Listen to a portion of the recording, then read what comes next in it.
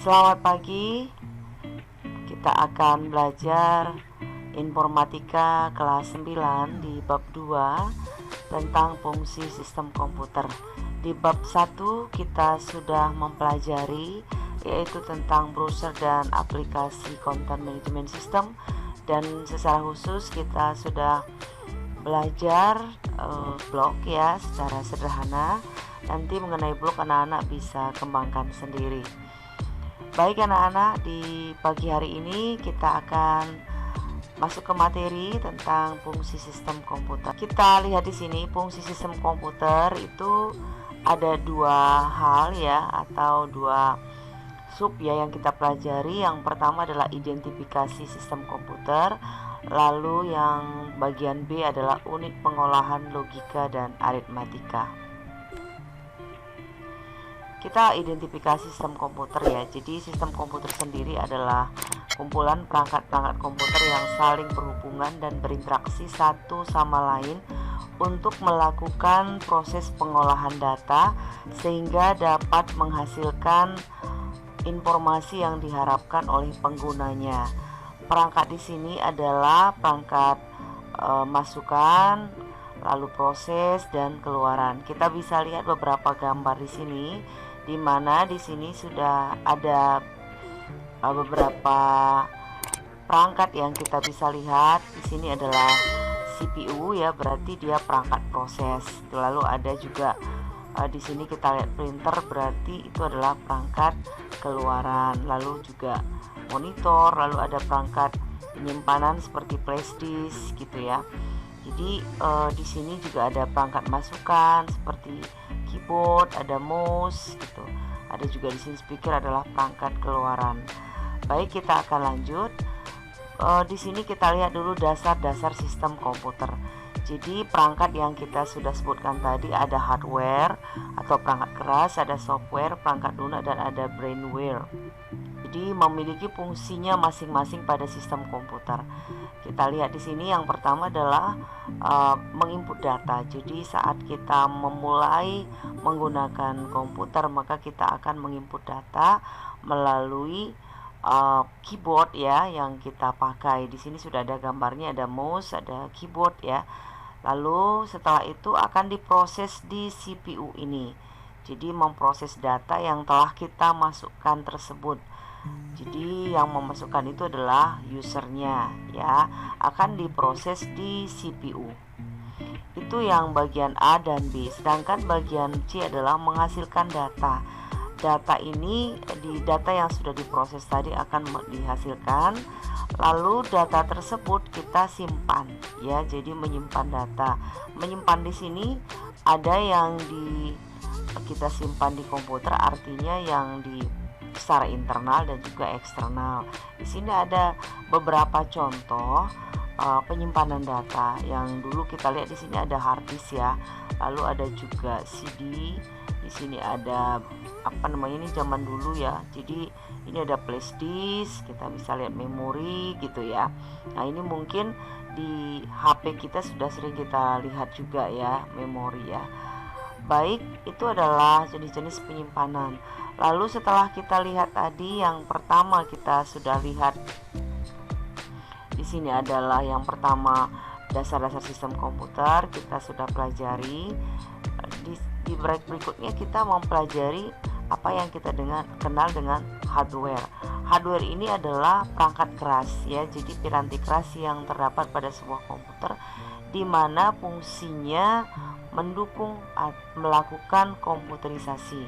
Perangkat keras ini kita bagi lagi. Yang pertama adalah piranti atau input device seperti keyboard, mouse, webcam, scanner, dan lain-lain.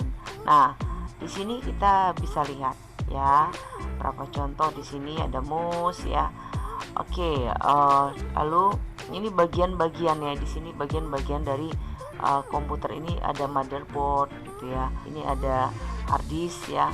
Ini ada tempat untuk CD ya, CD-ROM ya. Ini adalah prosesor ya. Baik, piranti processing ya, ini sudah saya jelaskan, merupakan sebuah piranti yang berguna dalam memproses data yang berasal dari input device. Berikutnya kita lihat piranti output keluaran berguna untuk menampilkan. Yang pertama biasa kita lihat adalah tampilan di monitor ya. Di sini ada yang model lama, ada yang model baru ya. Lalu setelah kita proses di sini, maka biasanya hasil itu baik berupa informasi atau gambar atau suara atau video. Video mungkin kita lihat dari tergantung ya. Kalau misalnya videonya ada gambar ya, di sini kita ada aplikasi ya untuk melihat video ya. Jadi kalau informasi biasanya kita printer. Lalu juga kalau suara bisa kita dengarkan dari speaker seperti ini. Piranti penyimpanan atau storage device ini itu adalah sistem komputer akan melakukan unit input ya. Jadi terlebih dahulu dan disimpan pada unit storage. Nah, di sini ada storage device itu dibagi dua. Jadi ada internal dan ada eksternal. Lalu yang ketiga itu kita mempelajari fungsi operating system. Jadi sistem operasi sebagai dasar teknologi informasi pada sebuah komputer dan gadget atau smartphone yang kita miliki itu. Di sini kita lihat contohnya adalah Microsoft Windows yang memang kita sering gunakan ya. Jadi ada Linux yang beberapa anak-anak mungkin sudah lihat ayahnya atau orang tuanya ya menggunakan operating system ini ya. Jadi ada macOS ya, lalu ada DOS, ini mungkin sudah tidak lagi ya disk operating system. Android yang sudah kita gunakan, artinya melalui smartphone yang anak-anak miliki. Di sini ada beberapa mungkin ini ya gambarnya untuk smartphone, lalu ada Windows Phone, ada Linux ya, dan Windows yang sering kita pakai. Oke. Lalu apa fungsi sistem operasi? Yaitu menjalankan dasar operasi atau operasi dasar, lalu mengatur kerja hardware dan software, wadah program atau aplikasi, menyajikan tampilan, mengordinasi kerja piranti komputer, dan mengoptimalkan fungsi piranti komputer. Oke, sekarang kita lihat prinsip sistem operasi. Jadi sistem operasi menjamin setiap piranti lunak dapat menggunakan memori, melakukan input serta output terhadap peralatan lainnya, dan memiliki akses kepada setiap sistem file atau berkas. Di sini masih saya tampilkan beberapa jenis sistem operasi. Jadi yang sudah sering anak-anak gunakan mungkin di Android ya, yang menggunakan smartphone ya, semuanya menggunakan smartphone. Lalu ada Windows, ini banyak ya, ini kan XP, ada Windows 7 gitu ya. Lalu Linux juga ya.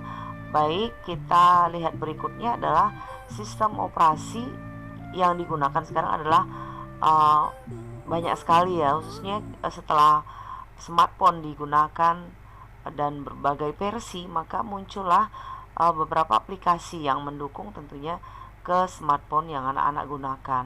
Nah, di sini yang umum saja dulu saya ambil contoh adalah Windows tadi ya, lalu ada Macintosh, lalu ada Android operating system. Lalu di sini gambar yang ini adalah gambar motherboard.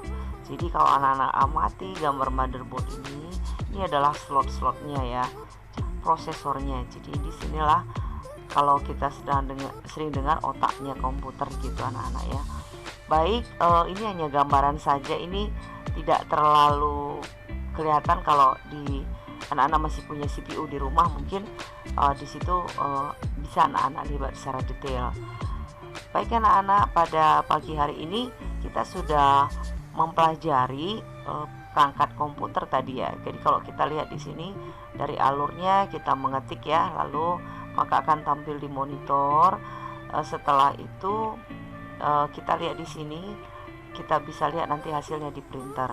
Kalau misalnya suara, maka kita bisa lihat di speaker. Nah, baik anak-anak, ini adalah gambaran secara umum, dan silakan anak boleh kembali mempelajari LKS atau sumber yang lain mengenai materi kita pada pagi hari ini.